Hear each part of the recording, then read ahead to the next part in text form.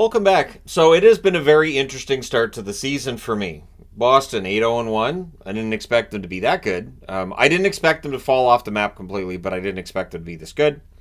Dallas 6-1-1. They've looked shaky at times in each individual game, but they're 6-1-1. I can't argue with that.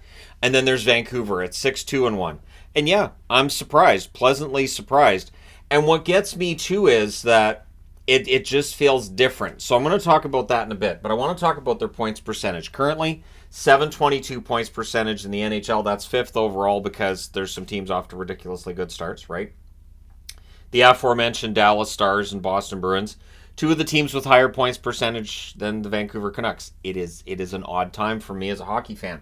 So to put this into perspective, the 2010-2011 Canucks team that won the President's Trophy, went all the way to the Cup final, went to Game 7, did not succeed. Their points percentage was 713 during the regular season. So, 9 games into the year, this Vancouver team has a better record, better number of points per game than that one did. So, when we look at it, Pettersson, remember before the season started, he wants to extend here, but he wants a chance to win. And again, Vancouver fans always seem to take that personally, which I find really odd. And this is a conversation on this channel for, it's got to be 4 years now, where if any player on the Canucks says, I just want a chance to win, the fans seem to collectively throw their hands in the air and go, great, he's gone. Shouldn't we want a team that wins too? Shouldn't we want a team that goes out there and tries to win every game? Shouldn't we want a team full of players that believe they're going to win? Shouldn't we have a team that doesn't just come out and have these platitudes and then go out on the ice and just play awful? Yeah, this year we've got the team that's playing well, and Pettersson's leading the way. In 9 games, 5 goals, 11 assists, 16 points. And that's how you lead. You lead on the ice. You go out and you produce. Then you've got JT Miller, 9 games, 5 goals, 8 assists, 13 points. Yeah, Miller's contract isn't going to age well later, but it's not about later. It's about now. Alvin doubled down on the idea that it's now. And I disagreed, and I still think that there's some peril to this for Vancouver. But for this year, so far, it's working out.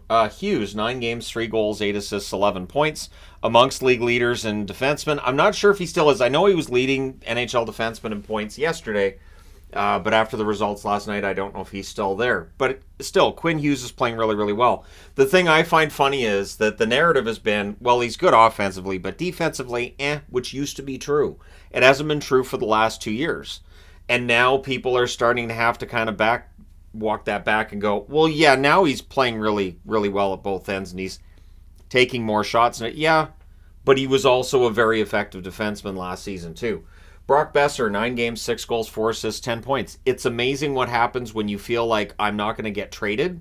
I'm comfortable and I'm happy. And that's what's going on with Besser. That's how it looks. He is playing the best hockey he has played in years. I'll say 4 seasons since I've seen him play this well. Hronek has fit in really well, and he has good chemistry with Quinn Hughes. So with 8 assists in 9 games, what it does is it gives Hughes the most talented mate that he's had on that blue line. Luke Schenn, he had really good chemistry with Luke Schenn. Absolutely. Is Luke Schenn in the same category as Philip Hronek? I'm going to say no. So Hronek, who's celebrating a birthday today, so happy birthday to him for that. It has absolutely helped, right? Kuzmenko, 9 games, 2 goals, 5 assists, 7 points. Has been very good. So the goal scoring's dropped off a bit, but he's still around a point per game. Nothing to complain about there. And Tyler Myers. Here's a dirty little secret with the Canucks this year. 2 goals, 3 assists, 5 points in 9 games for Myers. He's been good. Now, he's not living up to the contract. He won't live up to the contract. It's the final year of the contract, but he's playing well. Tyler Myers, honestly, I think, under Rick Tocchet is playing the best the best hockey he has as a Canuck. You've got Mikheyev in the 5 games he's played since coming back from injury. 2 goals, 2 assists, 4 points. Hoglander, 8 games, 2 goals, 2 assists, 4 points. He's playing some of his best hockey he has since his rookie year. And then you've got Di Giuseppe.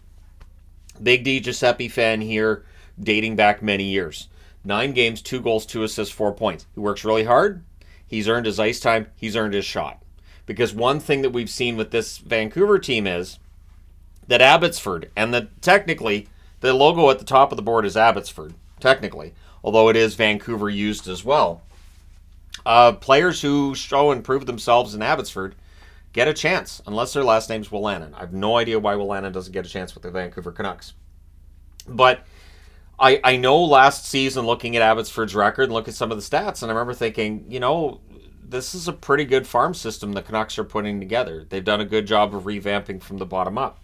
And then in net, where would you complain? Demko, 4-2 with a .935 save percentage. DeSmith solves the backup problem. One of the major problems I had in the offseason was the idea that, maybe Spencer Martin's the backup again. I didn't think that was a starter or a backup, right? And then there was the idea of, maybe Silovs is ready. Silovs, I think, needs another year in the AHL, and he's getting that. And DeSmith, 2-0-1 record, .914 save percentage. It is key for Vancouver to have a goaltender who can step in when Demko's out, and you don't feel that immediate dread, right?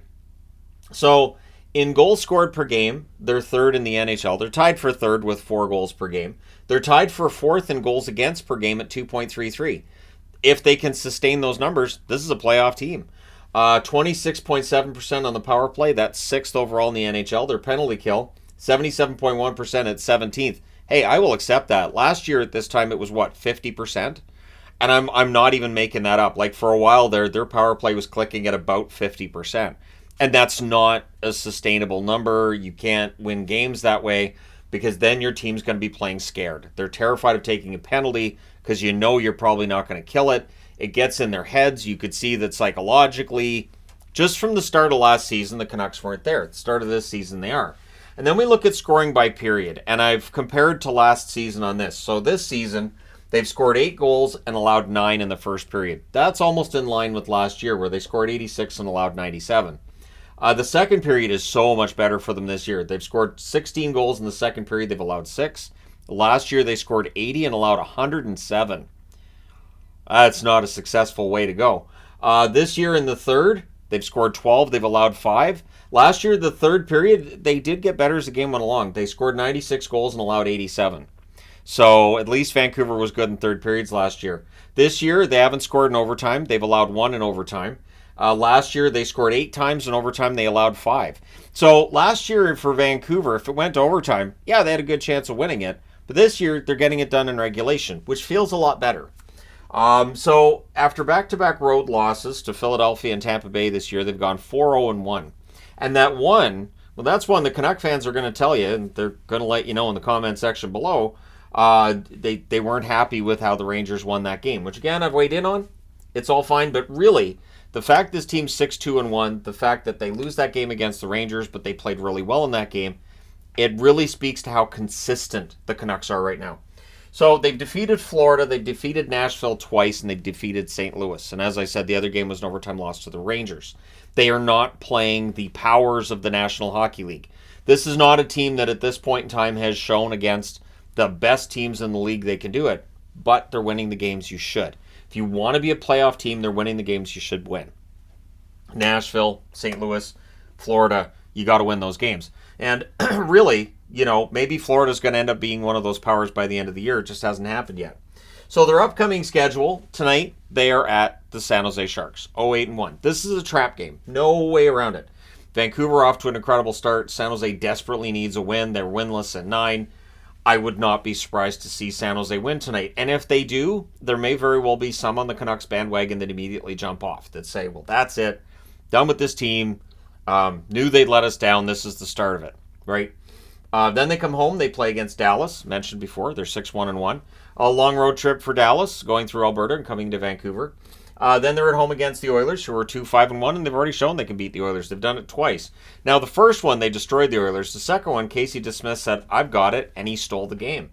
Then they go on the road. 3 in a row, they go to Ottawa.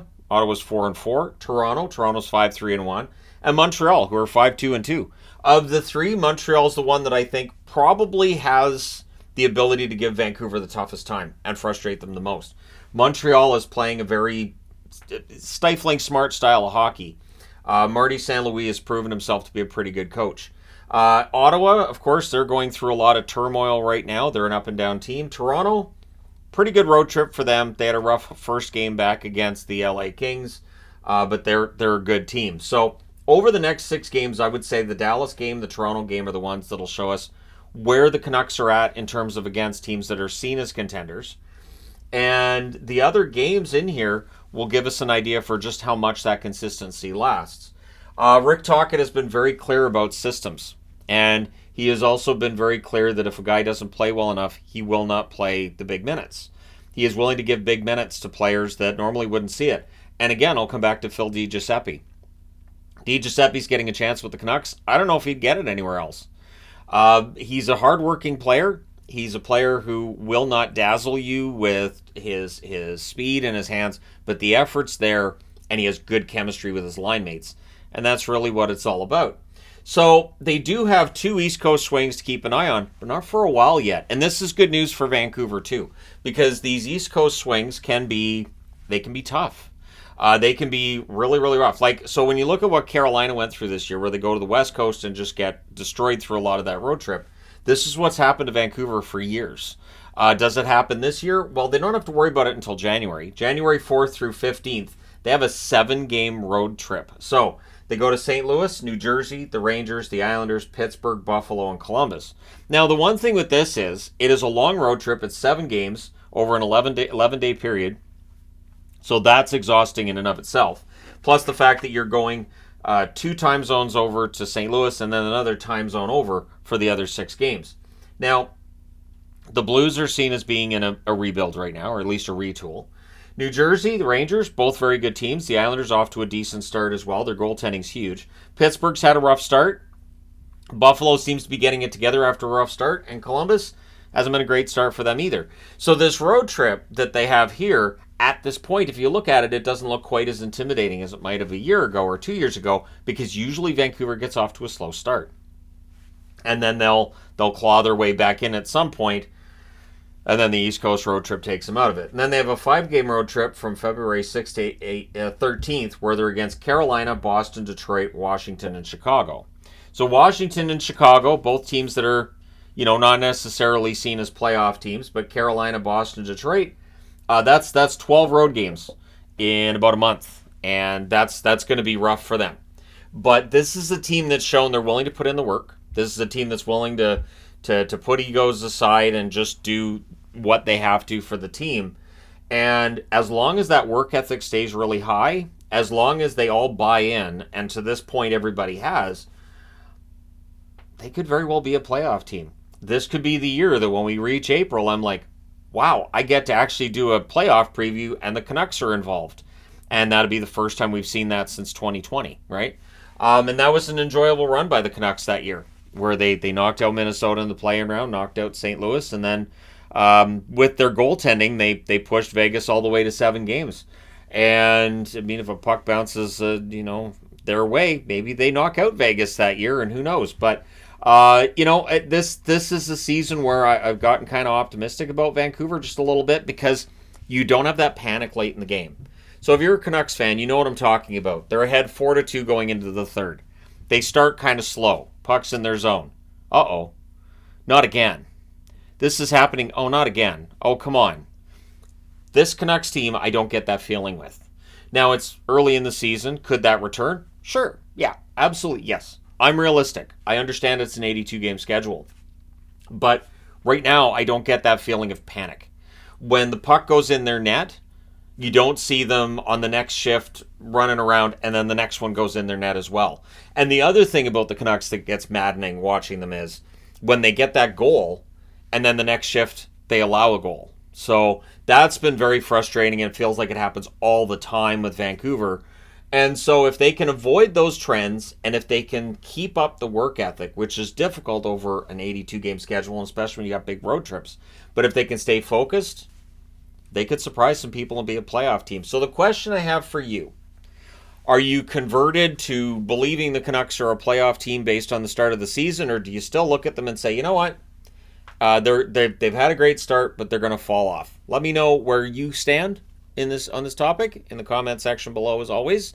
Don't forget to hit like and subscribe if you're browsing your way through. You just happened upon this video, and I do find myself thinking, you know what? Yeah, if they can maintain the work ethic, they're a playoff team. But let me know your thoughts. Thank you guys for all your support. I will talk to you again soon.